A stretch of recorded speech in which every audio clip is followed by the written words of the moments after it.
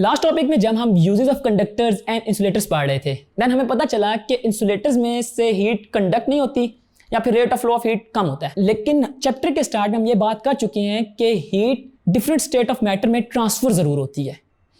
May be उनका way of transfer of heat different होता है, बट होता है। ये मैं आपको बता भी दूं कि जैसे air is a bad conductor, लेकिन फिर भी उसमें हीट ट्रांसफर हो जाती है। और जो इस तरह फ्लूइड्स हैं उनमें हीट ट्रांसफर होती है, हम इस प्रोसेस को कन्वेक्शन कहते हैं। So what basically the definition is transfer of heat by the actual movement of molecules from the hot place to a cold place is known as convection. आपकी book में जो हॉट एयर बैलून की example दी है convection के process को समझाने के लिए, वो one of the best example है।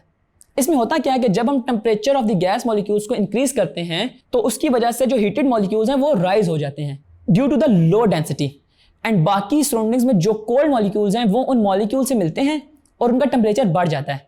तो एक्चुअली यूं ना आपके पास due to the actual movement of molecules हमारे पास जो एनर्जी ट्रांसफर होती है और इसी को हम कन्वेक्शन कहते हैं।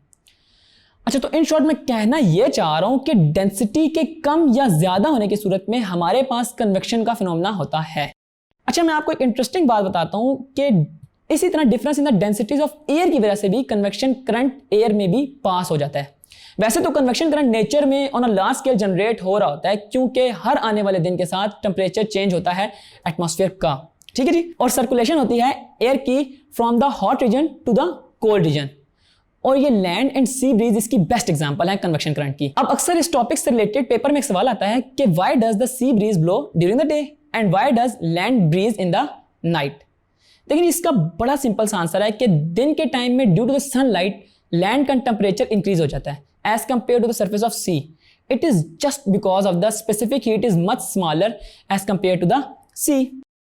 होता क्या है कि जो लैंड है अबव द अर्थ उसका टेम्परेचर इंक्रीज होता है एंड कोल्ड एयर फिर सी से लैंड की तरफ मूव होना शुरू हो जाता है, और इसके बिल्कुल ऑपोजिट प्रोसेस रात में होता है। रात में लैंड का जो टेम्परेचर है वो थोड़ा कम होता है एज कंपेयर टू सी, तो फिर कोल्ड एयर लैंड से सी की तरफ मूव होना शुरू हो जाता है और इसको हम लैंड ब्रीज कहते हैं, और इसी वजह से हमारे कोस्टल एरियाज का टेम्परेचर मॉडरेट रहता है। अब लैंड एंड सी ब्रीज के बाद कन्वेक्शन में है टॉपिक ग्लाइडिंग का, और इसमें यह क्वेश्चन अक्सर आता है कि what causes the glider to remain in the air, यानी कि क्या चीज ग्लाइडर को एयर में सस्टेन करके रखी हुई होती है।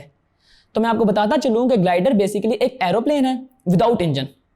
इसका working principle convection of heat है, और बेसिकली इसमें होता क्या है कि जो ग्लाइडर पायलट है ना वो upward movement of hot air current को यूज कर रहा होता है, और इन्हीं हॉट एयर के रिंग्स को हम थर्मल्स कहते हैं, जिनके ऊपर बेसिकली ग्लाइडर्स मूव कर रहे होते हैं। और सिमिलरली बर्ड्स में ईगल, हॉक्स एंड वल्चर्स भी यही फिनोमेना यूज कर रहे होते हैं कि अपनी मूवमेंट में ये बर्ड्स ग्लाइड करते हैं from one thermal to another, और काफी लंबे सफर तक करते रहते हैं without the flapping of their wings, and that's all about the convection. तो यूं हमने देखा कि बेसिकली क्या प्रैक्टिकल यूज है कन्वेक्शन का डेली लाइफ में।